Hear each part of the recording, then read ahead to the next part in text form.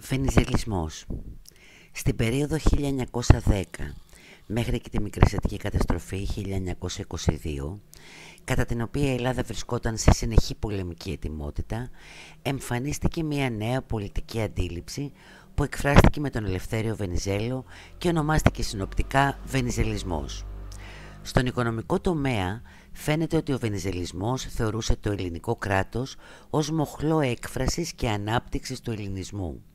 Το ελληνικό κράτος δηλαδή έπρεπε να επιδιώξει την ενσωμάτωση του εκτός συνόρων ελληνισμού και με ενιαία εθνική και κρατική υπόσταση να διεκδικήσει τη θέση του στον τότε σύγχρονο κόσμο. Αυτό προϋπέθεται όχι μόνο θεσμικό εξυγχρονισμό που θα καθιστούσε το κράτος αποτελεσματικό και αξιόπιστο, αλλά και γενικότερη προσήλωση στην ιδέα της ανάπτυξης των παραγωγικών δυνάμεων του έθνους. Κοινωνιολογική εταιρεία ήταν ομάδα από αριστερούς διανοούμενους και επιστήμονες με σοσιαλιστικές ιδέες. Στόχο είχε να προπαγανδίσει τις πολιτικές της θέσεις και στη συνέχεια να ιδρύσει κόμμα. Επιζητούσε για όλα τα μέλη της κοινωνίας ισότητα ευκαιριών, κοινωνικοποίηση των μέσων παραγωγής και διανομή των αγαθών ανάλογα με τις ανάγκες καθενός. Για να επιτευχθούν αυτοί οι στόχοι έπρεπε να οργανωθούν οι εργάτες σε επαγγελματικές ενώσεις και να ιδρύσουν κόμμα. Λαϊκό κόμμα. Στα μέσα λοιπόν του 1910 οι κοινωνιολόγοι ίδρυσαν το Λαϊκό Κόμμα με αρχηγό τον Αλέξανδρο Παπαναστασίου. Βασικές προγραμματικές δηλώσεις του ήταν η αναμόρφωση του πολιτικού συστήματος και η επιβολή αρχών κοινωνικής δικαιοσύνης. Στις δεύτερες εκλογές του 1910 εξελέγησαν 7 υποψήφοι του κόμματος, οι οποίοι παρήχαν κριτική υποστήριξη στους φιλελευθέρους του Βενιζέλου. Αγροτική μεταρρύθμιση. Αγροτική μεταρρύθμιση είναι η αλλαγή στο καθεστώς ιδιοκτησίας της γης, η κατάργηση δηλαδή των μεγάλων ιδιοκτησιών, τσιφλίκια, και ο τεμαχισμός των αξιοποιήσιμων εδαφών σε μικρές παραγωγικές μονάδες οικογενειακού χαρακτήρα, που ανταποκρίνονται καλύτερα στις νέες παραγωγικές και κοινωνικές συνθήκες. Το 1907 ψηφίστηκαν νόμοι για την υποχρεωτική απαλωτρίωση των μεγάλων τσιφλικιών, αλλά δεν εφαρμόστηκαν ποτέ και οδήγησαν στις αιματηρές συγκρούσεις στο Κιλελέρ. Από την ψήφιση λοιπόν των νόμων το 1907, μετά από 10 χρόνια, το 1917, ο Βενιζέλος θα αποφασίσει να κάνει πράξη την αγροτική μεταρρύθμιση, που ολοκληρώθηκε όμως μετά τη Μικρασιατική καταστροφή και τη διανομή γης σε πρόσφυγες. Φεντερασιόν. Μετά το τέλος των Βαλκανικών πολέμων, η ενσωμάτωση της Θεσσαλονίκης στην Ελλάδα, μιας πόλης με σημαντικό για τα μέτρα της περιοχής βιομηχανικό υπόβαθρο και με κοσμοπολίτικο χαρακτήρα, αποτέλεσε σημείο αναφοράς για το εργατικό κίνημα. Η μεγάλη πολυεθνική εργατική οργάνωση της πόλης, η Φεντερασιόν, με προτεργάτες σοσιαλιστές που προήλθαν από την ανοιχτή σε νέες ιδέες εβραϊκή κοινότητα της πόλης, αποτέλεσε σημαντικό διάβλο για τη διάδοση της σοσιαλιστικής και της εργατικής ιδεολογίας στη χώρα.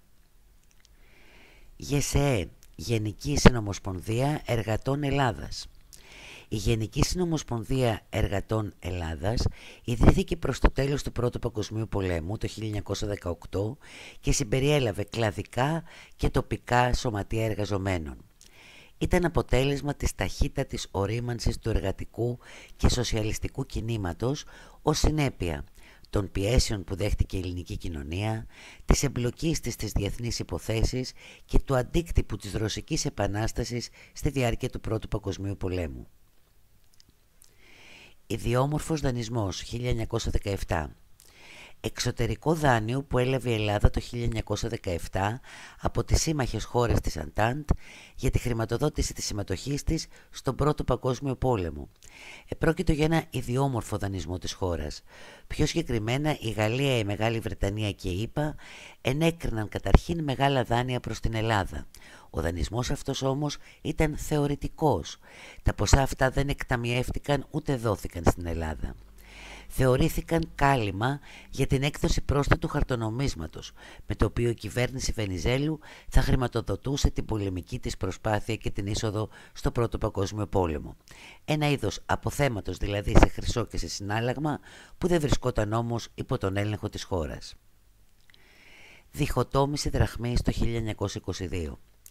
Η διχατόμηση του χορτονομίσματος ή της δραχμής ήταν ένα πρωτότυπο εσωτερικό αναγκαστικό δάνειο, στο οποίο προέβη η ελληνική κυβέρνηση το Μάρτιο του 1922, λίγους μήνες πριν από την κατάρρευση του ελληνικού μετώπου στη Μικρά Ασία. Το χαρτονόμισμα διχοτομήθηκε, κόπηκε στη μέση. Το μισό τμήμα, το αριστερό, εξακολουθούσε να κυκλοφορεί, αλλά στο 50% της αναγραφόμενης αξίας. Δηλαδή, αν το χορτονόμισμα ήταν των 50 δραχμών και είχε στο αριστερό κομμάτι, στην ουσία μπορούσε να αγοράσεις πράγματα που έκαναν 25 δραχμές. Ενώ το δεξιό τμήμα ανταλλάχθηκε με ομολογίες του δημοσίου. Η επιχείρηση αυτή ήταν επιτυχής, αφού το κράτος απέκτησε 1.200.000.000 δραχμές και το πείραμα επαναλήφθηκε το 1926. Τράπεζα Ελλάδος. Το 1927, με αφορμή το αίτημο της Ελλάδας στην Κοινωνία των Εθνών για παροχή πρόσθετου δανείου, τέθηκε το ζήτημα της δημιουργίας μιας κεντρικής κρατικής τράπεζας, που θα αναλάμβανε πρώτον τη διαχείριση των χρεών, δεύτερον την έκδοση χαρτονομίσματος και τρίτον την ενιαία εφαρμογή της κυβερνητικής οικονομικής πολιτικής. Παρά τις αντιδράσεις της Εθνικής Τράπεζας και κάτω από την πίεση των ξένων συμβούλων, το Μάιο του 1927 ιδρύθηκε η Τράπεζα της Ελλάδας, η οποία όμως άρχισε τη λειτουργία της ένα χρόνο αργότερα.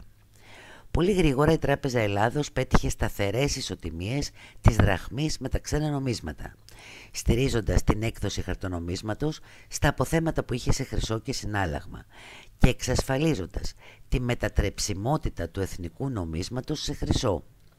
Η επιτυχία αυτή οδήγησε τα δημόσια οικονομικά σε περίοδο εφορίας, βελτίωσε την πιστοληπτική ικανότητα του κράτους, ενίσχυσε την εισρωή συναλλάγματος και τις επενδύσεις και επέτρεψε τις σημαντικές πολιτικές, θεσμικές και οικονομικές πρωτοβουλίες της τελευταίας κυβέρνησης του Ελευθερίου Βενιζέλου.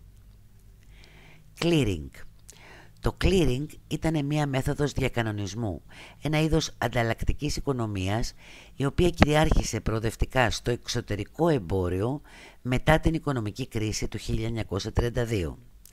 Οι διεθνείς συναλλαγές δεν γίνονταν με βάση το μετατρέψιμο συνάλλαγμα, αλλά με βάση διακρατικές συμφωνίες, που κοστολογούσαν τα προσανταλλαγή προϊόντα και φρόντιζαν να ισοσκελίσουν την αξία των εισαγωγών με την αντίστοιχη των εξαγωγών στο πλαίσιο ειδικών λογαριασμών.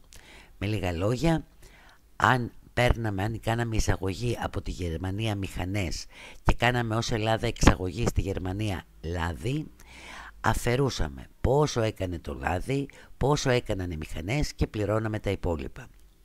Για μια χώρα όπως την Ελλάδα, η διαδικασία αυτή, πέρα από τα αρνητικά, είχε και θετικά στοιχεία.